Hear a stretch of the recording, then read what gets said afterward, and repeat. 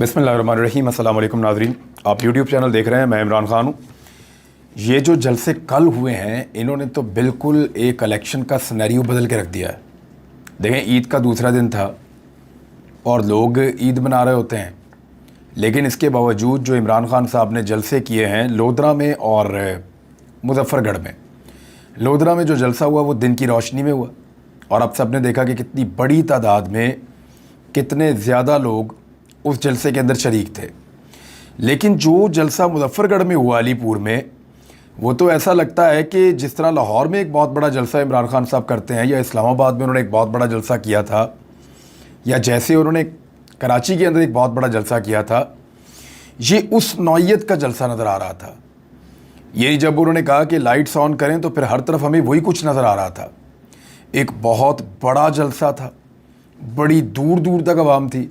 और अगर ये कहा जाए कि मुजफ्फरगढ़ की तारीख़ ने अपना सबसे बड़ा जलसा देख लिया है, मुजफ्फरगढ़ ने अपनी तारीख़ का सबसे बड़ा जलसा देख लिया है, अगर ये कहा जाए तो वो बिल्कुल गलत नहीं होगा। ये यहाँ पे बुखारी फैमिली जो है वो इलेक्शन लड़ते रहे। पहले पाकिस्तान तहरीक इंसाफ की उम्मीदवार थी सैयदा ज़हरा बतूल बुखारी।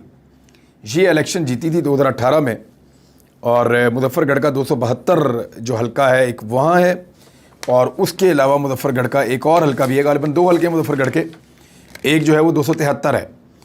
यहाँ से मोहम्मद सब्तैन रज़ा जो हैं पाकिस्तान तहरीक इंसाफ के साथ थे। ये दोनों जो है वो PMLN के कैंडिडेट हैं, जबकि इन दोनों हलकों के अंदर पाकिस्तान तहरीक इंसाफ ने अपने कैंडिडेट बदल दिए हैं और उन्होंने जतोइयों को टिकट दिए हैं। कहा जा रहा था कि यहाँ मुकाबला होगा, लेकिन जो बुखारी फैमिली उनके लिए हालात बहुत पतले हैं और उनको लोग रिस्पॉन्ड नहीं कर रहे। जबकि पाकिस्तान तहरीक इंसाफ का ये वाला जो मुजफ्फरगढ़ वाला जलसा है वो ये बता रहा है कि ये दोनों सीटें तो बिल्कुल PMLN के हाथ से निकल गई, लोगों को वोट नहीं पड़ेगा। देखें, ज़िमनी इलेक्शन नॉर्मली पता कब होते हैं पाकिस्तान में? जब कोई उम्मीदवार मर जाता है। इस मरतबा ज़िमनी इलेक्शन पता कब हो रहे हैं? जब उम्मीदवारों के ज़मीर मर गए। अब लोगों का इम्तिहान ये है कि क्या उनका ज़मीर ज़िंदा है? जिन लोगों ने 3.5 साल तक इक़्तिदार का मज़ा लिया, जो लोग इक़्तिदार के अंदर मौजूद रहे, जिनके पास वजारतें भी थी, कमेटियाँ भी थी, उनके काम भी हो रहे थे, वो अपने इलाकों में डेवलपमेंट भी करवा रहे थे, उन्हीं सारे लोगों को जो है उनके ज़मीर मुर्दा हुए, ख़ुद नहीं मरे, ज़मीर उनके मुर्दा हुए, और उसके बाद वो मुनहरिफ कर गए, इनहराफ कर गए। उसकी सज़ा के तौर पे इलेक्शन कमीशन ऑफ पाकिस्तान ने उनको डी-सीट कर दिया। यानी उन्होंने एक गैर आइनी काम किया जिसकी सज़ा में उनको डी-सीट कर दिया गया। लेकिन ऐसे लोगों को टिकट दिया PMLN ने, क्योंकि पहले वादा किया हुआ था, और अब उनको अपने टिकट देके इलेक्शन जितवाना चाह रहे हैं। क्या लोगों के ज़मीर गवारा करेंगे कि उनको वोट दें? ये लोगों का एक बहुत बड़ा इम्तिहान है। अगर आप उन्हीं को वोट देते हैं तो फिर आप आज के बाद अपने लीडर से गिला शिकवा नहीं कर सकते। आप ये नहीं कह सकते कि सियासतदान पाकिस्तान को आगे नहीं बढ़ने देते। आप ये नहीं कह सकते कि सियासतदानों के ज़मीर मुर्दा होते हैं, बल्कि आपको ये मानना पड़ेगा कि आपके ज़मीर भी मुर्दा हैं, इसीलिए आप ऐसे लोगों को वोट डालते हैं जो लोटे बन जाते हैं, ऐसे लोगों को वोट डालते हैं जो आपके वोट की कीमत लगाते हैं जाकर। तो आसान सा बिल्कुल एक लिटमस टेस्ट है, सबको पता चल जाएगा कि लोग पाकिस्तान के कितने बेहतर हैं और लीडर्स कितने बेहतर हैं। बहरहाल धांधली की मार्जिन फिर भी हम निकालेंगे, क्योंकि कुछ धांधली तो इनको करनी पड़ेगी और बड़े पैमाने पर धांधली की ज़रूरत है इन इंतखाबात को जीतने के लिए। सिचुएशन बड़ी इंटरेस्टिंग है, लेकिन इससे पहले कि मैं सिचुएशन के ऊपर जाऊँ कि इन 20 हलकों में क्या होने जा रहा है, कहाँ पे किसके इम्कानात हैं, ये सारी चीज़ें मैं आपके सामने रखूँ, इससे पहले आपको कुछ और बताना चाहता हूँ। और ये खबर बहुत इंपॉर्टेंट है और ये मैं बड़ी अंदर से खबर निकाल कर लाया हूँ। काफ़ी अरसे के बाद मेरे एक सोर्स ने मेरे साथ रब्ता किया और उसने मुझे कुछ डॉक्यूमेंट और चीज़ें शेयर की हैं, उसके अपने हाथ से लिखे हुए हैं, तो ये बड़ी इंपॉर्टेंट चीज़ें हैं। उन्होंने बताया कि 400 से ज़ायद पाकिस्तान तहरीक इंसाफ के लोगों की लिस्टें तैयार कर ली गई हैं, और ये वो लोग हैं जिन्हें 17 जुलाई के इंतखाबात के बाद फौरी तौर पे गिरफ़्तार कर लिया जाएगा। वजह क्या है? क्योंकि PMLN की जो पंजाब की हुकूमत है, PMLN की अकेली की तो नहीं है, कुछ आज़ाद लोग भी हैं, राय हक पार्टी का भी एक मेंबर है, चले उनको तो अलग रखें आप, लेकिन पीपल्स पार्टी के साथ लोग भी हैं इसमें। इस हुकूमत ने ये फैसला किया है कि हर हाल में धांधली करके सीटें निकालनी है। इनको कम से कम 9 सीटें चाहिए। 2 सीटों पे इनकी पोजीशन बेहतर है, 2-3 सीटों पे इनका मुकाबला है। 15 सीटें ये हार रहे हैं। अब 15 सीटें हारने की बजाय ये कोशिश करेंगे कि ये 10 या 11 सीटें हारें और 9 या 10 सीटें कम से कम निकालने की पूरी कोशिश करें। 9 या 10 सीटें निकालते हैं तो इसी स्ट्रेंथ के साथ ये अपनी हुकूमत को महफूज करके लंबे अरसे तक चलाने की कैपेसिटी में आ जाएंगे। ये मैं बात करूं हमजा शहबाज की। तो धांधली के साथ इलेक्शन जीतने का इन्होंने पूरा बंदोबस्त किया है, लेकिन इतनी बड़ी धांधली के बाद क्या पाकिस्तानी चुप हो जाएंगे? क्या पाकिस्तानी आराम से बैठ जाएंगे या इमरान खान साहब चुप करके बैठ जाएंगे? ऐसा नहीं होगा। पाकिस्तान तहरीक इंसाफ एहतजाज करेगी और अगस्त के महीने में मौसम बहुत बेहतर हो जाएगा और ये एहतजाज अपने उरूज की तरफ जाएगा। लिहाजा PMLN की जो सूबाई हुकूमत है उन्होंने दोबारा पुलिस और इदारों के ज़रिए से लिस्टें तैयार करना शुरू कर दी हैं। सिर्फ लाहौर शहर के अंदर 400 से ज़ायद अफराद की लिस्टें तैयार की गई हैं और ज़िमनी इलेक्शन वाले बाकी शहरों में भी जो हलके हैं या जो शहर हैं वहाँ पे भी लिस्टें तैयार की जा रही हैं। तो पाकिस्तान तहरीक इंसाफ के हज़ारों कारकुनों को दोबारा गिरफ़्तार किया जाएगा। ख़ुसूसन पंजाब में ज़िमनी इंतखाबात में फुल धांधली में अगर ये जीत जाते हैं, मैं अगर का लफ्ज़ इसलिए इस्तेमाल कर रहा हूँ तो धांधली के बावजूद जीतना मुमकिन दिखाई नहीं दे रहा PMLN का या इन लोटों का। अगर तो नहीं जीतते तो सिनेरियो तब्दील हो जाएगा। PTI अगर 13 सीटें जीत जाती है तो बड़े आराम से अपनी हुकूमत बना लेंगे, क्योंकि उनको किसी भी बाहर के आदमी की ज़रूरत नहीं होगी। और अगर वो 13 सीटें जीतते हैं तो आज़ाद उम्मीदवार और राहे हक पार्टी वाला भी आकर उनके साथ बैठ जाएगा। इस तरह PTI बड़े आराम से अपनी हुकूमत बना लेगी। लेकिन अगर PTI सीटें नहीं जीत पाती इतनी और महदूद हो जाती है 11 या 10 सीटों तक, तो फिर PMLN के इम्कानात बन जाएंगे। PMLN के इम्कानात जैसे ही बनेंगे तो पाकिस्तान तहरीक इंसाफ एहतजाज शुरू करेगी धांधली की वजह से, और उस एहतजाज को कंट्रोल करने के लिए पहले से बंदोबस्त किया जा रहा है और उसकी लिस्टें तैयार कर ली गई हैं। ये बहुत बड़े पैमाने पर पंजाब में लिस्टें तैयार हुई हैं। होगा क्या कि इलेक्शन रिज़ल्ट के फ़ौरन बाद पुलिस की तैयारियां शुरू कर दी गई हैं। हर तरफ गिरफ्तारियां होंगी, छापे मारे जाएंगे, चादर और चारदीवारी का तकद्दुस पामाल किया जाएगा, कंटेनर्स लगाए जाएंगे, तमाम आवाज़ों को दबा दिया जाएगा और जो मीडिया है पाकिस्तान का मेन स्ट्रीम, उनका इतना पेट भरा जाएगा कि उन सबको ये कहा जाएगा कि आपने इसकी सेलिब्रेशन में ऐसे चले जाना है कि दूसरी तरफ की धांधली की खबर दब जाए। फ्री हैंड दिया जाएगा पुलिस को और इदारों को, और तमाम जो ग्रोह हैं उनको तैयार किया जाएगा। और जो सिविल किस्म के लोग डंडे बरदार आ जाते हैं, PMLN के आपने देखा 25 मई को भी आए थे, वो भी दोबारा निकल कर मैदान में आएंगे। तो इस तरह से ये एक हिकमत अमली बनाई गई है कि एहतजाज को किस तरीके से रोकना है। लेकिन जो जलसे हैं वो तो पूरी कहानी सुना रहे हैं। वो तो बता रहे हैं कि किसी भी सूरत जो इमरान खान साहब को रिस्पॉन्ड कर रही है पब्लिक, ये इलेक्शन हारने वाले नहीं है पाकिस्तान तहरीक इंसाफ। कितने नौजवान विजिलेंट रहते हैं, कितना ज़्यादा पहरा देते हैं पोलिंग स्टेशंस के ऊपर, क्योंकि इमरान खान साहब ने कहा कि 10-10 जवान, जो दलेर जवान हैं, बहादुर लोग, वो 10-10 करके एक पोलिंग स्टेशन के ऊपर पहरा देंगे और किसी को धांधली करने की इजाज़त नहीं देंगे। कैमरास तैयार रहेंगे, जहाँ पे कोई गलत चीज़ देखेंगे उसको रिकॉर्ड करेंगे। और जो पोलिंग एजेंट्स हैं वो बेहतर लोगों को लगाया जाएगा, वफादार लोगों को लगाया जाएगा, जो अंदर 4 आंखों के साथ देखेंगे और किसी भी किस्म की धांधली को रोकने के लिए अपना रोल प्ले करेंगे।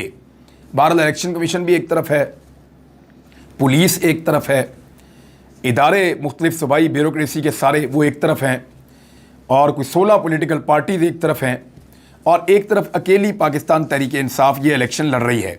मुकाबला बड़ा सख्त है।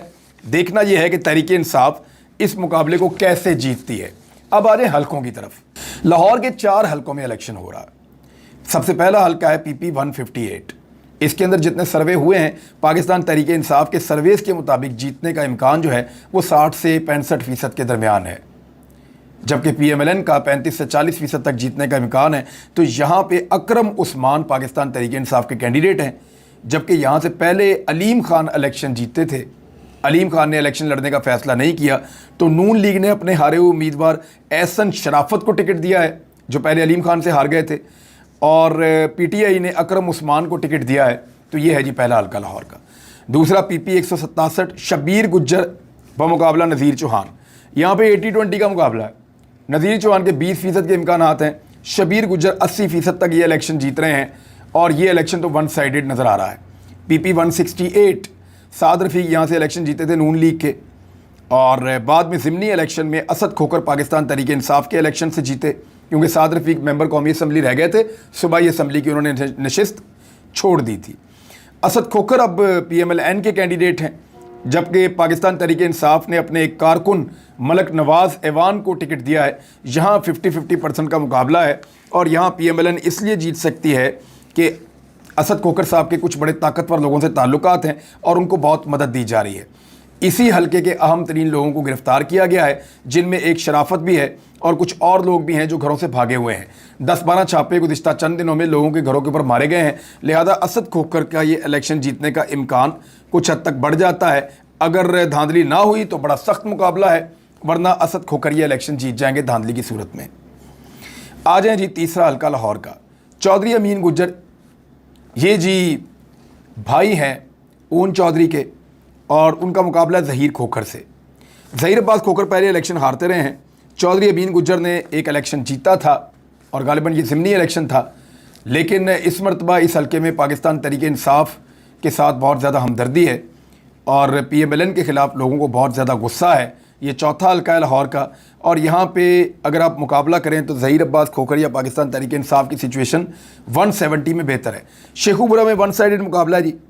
PTI ने खुरम शहजाद विरक को टिकट दिया है, नून लीग ने मियाँ खालिद अराई को टिकट दिया है। ये साबिक वज़ीर भी थे और PMLN के लोग इनसे बहुत नफ़रत करते हैं, तो PMLN का इनको टिकट मिला हुआ है। इनको वोट पढ़ना बहुत मुश्किल है, बहुत मुश्किल है, और PMLN के लोग नहीं चाहते कि वो इनको वोट डालें।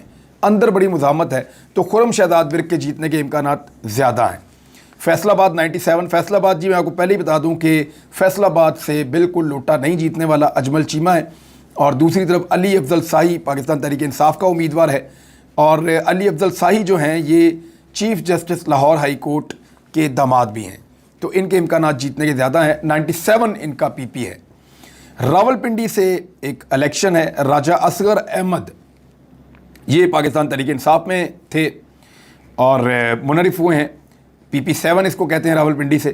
कर्नल रिटायर्ड शबीर ऐवान को टिकट दिया है पाकिस्तान तहरीक इंसाफ ने। तो यहाँ एक जो है वो मुकाबला है, लेकिन रावलपिंडी में आपको पता है कि सिचुएशन बहुत बेहतर है PMLN के मुकाबले में पाकिस्तान तहरीक इंसाफ की।